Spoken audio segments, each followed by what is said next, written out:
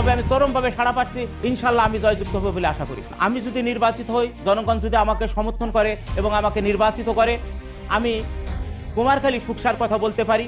এই অঞ্চলে আমি একটি মানবিক একটা কুমারখালী খোকসা তৈরি করব, একটা তিলোত্তমা কুমারখালী খোকসা তৈরি করব। কারণ এখানে স্কুল কলেজ মাদ্রাসার যে সমস্যাগুলো আছে সেগুলো আমি দূরীভূত করব। এখানের যে কৃষকদের যে সমস্যা আছে, কৃষকরা অত্যন্ত সমস্যায় আছে, তাদের যাতে সুলভ মূল্যে তাদের কৃষি পণ্যগুলো তারা পায়। জনাব অ্যাডভোকেট আব্দুল হাকিম সাহেব উনি যে বক্তব্যটা রাখলেন, এটা তো আমরা এটাই চাই। জ্ঞানের ব্যক্তি মানুষ, সে আসলে একটা ভালো মানুষ।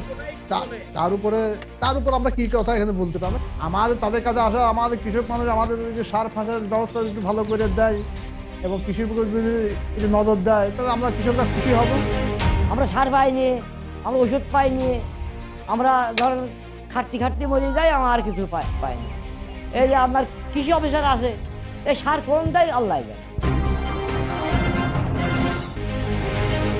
কুষ্টিয়া জেলার কুমারখালী ও খোকসা এ দুটি উপজেলা দীর্ঘদিন ধরে অবহেলিত, যেখানে উন্নয়নের ছোঁয়া তেমন একটা লাগেনি বললেই চলে। অথচ আমি যদি এমপি নির্বাচিত হতে পারি, তাহলে এ দুটি উপজেলাকে রোল মডেল উপজেলা হিসেবে গড়ে তুলব। পাশাপাশি কৃষিকে অগ্রাধিকার দিয়ে কৃষকরা যেন স্বল্প মূল্যে সার ও কীটনাশক পেতে পারেন, সে বিষয়ে বিশেষ নজর রাখব।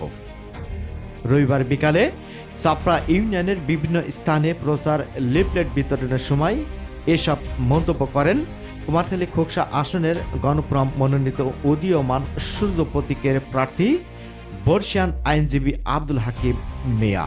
কারণ আমরা 54 বছর দেখেছি, 55 বছর দেখেছি এই দেশে বিভিন্ন সরকার এসেছে, তারা এই দেশের কিন্তু আইন শৃঙ্খলা বা এই দেশের কোনো গণতন্ত্রে প্রতিষ্ঠিত হয়নি। এ দেশের মানুষ যে তিমিরে ছিল সেভাবেই আছে, কোনো উত্তরণ ঘটেনি।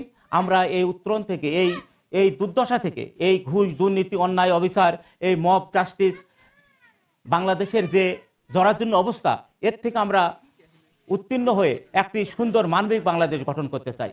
কারণ ডক্টর কামাল হোসেন দীর্ঘদিন ধরে আন্দোলন করে যাচ্ছেন। কারণ আমাদের দল কিন্তু ছোট বলতে কোনো কথা নাই, দল হচ্ছে একটি আদর্শিক ব্যাপার। কারণ আমরা আদর্শ নিয়ে লড়াই করি।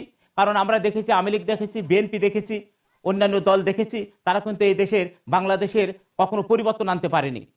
কিন্তু এখন যে অবস্থা দেখছি, এক স্বৈরাচার সরকার ছিল আওয়ামী লীগ, সে পালিয়ে গেছে, কিন্তু বর্তমান আরও স্বৈরাচার বেড়ে গেছে। বাংলাদেশের যে অবস্থা এখন, আওয়ামী লীগের সময় আমরা কিন্তু এত মব দেখিনি, এত অন্যায় অবিচার দেখিনি। এই দেশে এখন যেটা হচ্ছে, সরকার জন্য ঘুমিয়ে আছে। কাজে এর থেকে একটা উত্তরণ দরকার।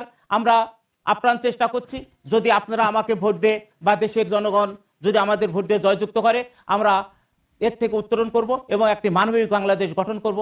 যেহেতু বাংলাদেশের যেমন স্কুল কলেজ মাদ্রাসা বিভিন্ন ক্ষেত্রে যে অবস্থা, তাতে ছেলেপেলেরা এই লেখাপড়া শিখছে ঠিকই, কিন্তু তাদের কোনো জ্ঞান নাই। সর্বক্ষেত্রেই একটা অরাজকতা, এর থেকে এই দেশটাকে আমরা মুক্ত করতে চাই। জনগণের মাঝে এখন জনগণ সচেতন জনগণ, কারণ আমি চাচ্ছি যে সচেতন জনগণের কথা। তারা কিন্তু চাচ্ছে একটা ভালো মানুষ। ভালো মানুষ বলতে এমপি কে হবে? এমপি হবে একজন আইনজ্ঞ। আমাদের কুমারখালী সিটে যেগুলো এমপি যারা পদপ্রার্থী, তারা কিন্তু আইনের ছাত্র না। একজন এমপির কাজ হচ্ছে আইন প্রণয়ন করা। সে তো আইন প্রণয়নই করতে না পারে, তাহলে তাকে আমরা কেন ভোট দেবো? আমি সুপ্রিম কোর্টের আইনজীবী এবং অনেকেই যারা শিক্ষিত লোক, যারা বুঝবান মানুষ, তারা বলছে আমরা আপনাকেই ভোট দেবো। কারণ একটা গ্রুপ আছে, তারা বলছে আমরা তো দীর্ঘদিন দেখেছি, আমরা তো তাদের তার ভোট দিয়ে আমরা ভরসা পাচ্ছি না, আপনারা স্বতন্ত্র, আপনারা নতুন এসেছেন, আমরা অবশ্যই আপনাকে ভোট দেবো। এখন পরবর্তীতে তারা কি করবে জানি না, তবে আমি চরমভাবে সাড়া পাচ্ছি, ইনশাল্লাহ আমি জয়যুক্ত হবে বলে আশা করি। আমি যদি নির্বাচিত হই, জনগণ যদি আমাকে সমর্থন করে এবং আমাকে নির্বাচিত করে, আমি কুমারখালী খোকসার কথা বলতে পারি।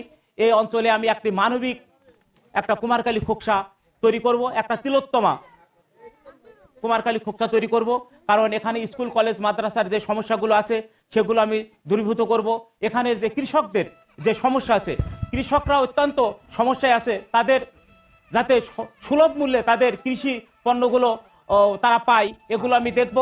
এবং আমার সব থেকে বড় একটি আকাঙ্ক্ষা, কুমারখালীতে একটি কৃষি বিশ্ববিদ্যালয় করা আমার ইচ্ছা আছে। এবং সারের যে বিষয়টা, এই সারের সংকট যেন না থাকে, সার যেন সুলভ মূল্যে কৃষকরা পায়, এবং তারা যেন সুন্দরভাবে, কৃষকরাই হচ্ছে আমাদের প্রাণ, কারণ কৃষিভিত্তিক বাংলাদেশ। এই বাংলাদেশে যদি কৃষকরা না বাঁচে তাহলে দেশ বাঁচবে না, কারণ কৃষকের উপর নির্ভর করেই এত আমলা, দেশের এত খরচ, দেশের যত ব্যয়ভার, অন্যান্য চাকরি এই কৃষক থেকে আসে, অথচ কৃষকরা তারা অত্যন্ত লাঞ্ছিত, তাদের অবস্থা খুবই খারাপ। আমি এগুলো আপ্রাণ চেষ্টা করব তাদের উন্নয়ন ঘটানোর জন্য। তিনি আর বলেন, কুমারখালী ও খোকসাবাসীর সহযোগিতা নিয়ে বিপুল ভোটে আমি বিজয় অর্জন করব। এদিকে আব্দুল হাকিম মিয়াকে নিয়ে তার নির্বাচনী এলাকার সাধারণ মানুষের আগ্রহ যেন শেষ নেই। প্রিয় নেতাকে নিয়ে গণমাধ্যমের সামনে তুলে ধরেন। আজকে হাকিম ভাই আসছেন নির্বাচনী প্রচারণায় সাংবাদিক সম্মেলনের উদ্দেশ্যে। তো আমি যতটুকু জানি, ওনার দল গণফোরামের প্রতিষ্ঠাতা ডক্টর কামাল হোসেন, উনি কিন্তু বঙ্গবন্ধুর সৈনিক ছিলেন, এবং বঙ্গবন্ধু যতদিন জীবিত ছিলেন ততদিন বঙ্গবন্ধুর ক্যাবিনেটের উনিও একজন সদস্য ছিলেন, মন্ত্রী ছিলেন, এবং ৭২ সালের সংবিধান প্রণয়নকারী ডক্টর কামাল হোসেন।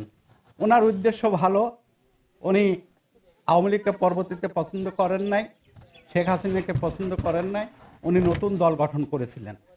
তো আমি কথা বাড়াবো না। আজ এই ত্রয়োদশ নির্বাচন উপলক্ষে ওনারা নির্বাচন অংশগ্রহণ করেছেন। সেই ক্ষেত্রে আমাদের কুষ্টিয়া ৭৮-৪ খোকসা কুমারখালী আসন, এই আসনে প্রার্থী হয়েছেন জনাব অ্যাডভোকেট আব্দুল হাকিম সাহেব। উনি যে বক্তব্যটা রাখলেন, এটা তো আমরা এটাই চাই। তো একজন ভালো মানুষ, সৎ মানুষ, কর্মঠ মানুষ আমাদের সংসদ সদস্য হোক, এটা আমরা আশা করি, এটাই চাই। তো আমি ওনার জন্য দোয়া করি, উনি যেন কামিয়াব হতে পারে এবং আমাদের জনগণের জন্য সফলতা আনতে পারে। ও লোককে আমরা আর কিছু কথা বলতে পারবো না, কারণ হচ্ছে সে একটা জ্ঞানী ব্যক্তি মানুষ, সে আসলে একটা ভালো মানুষ। তার উপরে আমরা কি কথা এখানে বলতে পারবো? কৃষক মানুষ, ভালো ভালো মানুষ। আমাদের তাদের কাছে আসা, আমাদের কৃষক মানুষ আমাদের যদি সার ফাঁসের ব্যবস্থা একটু ভালো করে দেয় এবং কৃষির উপর যদি একটু নজর দেয়, তাহলে আমরা কৃষকরা খুশি হব। জয়ের ব্যাগে আমরা তাকে ভোট দিয়ে জয়যুক্ত করে দেবো ইনশাল্লাহ। ভালো মানুষ। এখন এই চাষির যদি একটু তাকায় তাহলে চাষি বাঁচ। আমরা সার পাই নিয়ে, আমরা ওষুধ পাই নিয়ে, আমরা ধরেন খাটতে মরে যাই, আমার আর কিছু পাইনি। এই যে আপনার কৃষি অফিসার আছে, এই সার কোন দেয় আল্লাহ জানে। আমার জন্য ওই ধরেন একটু চাষের সার পাঁচ গুণ আমরা যদি দিতে পারে, ওইটাই আমার লাভ। মোহাম্মদ রফিক, আর কে নিউজ 24।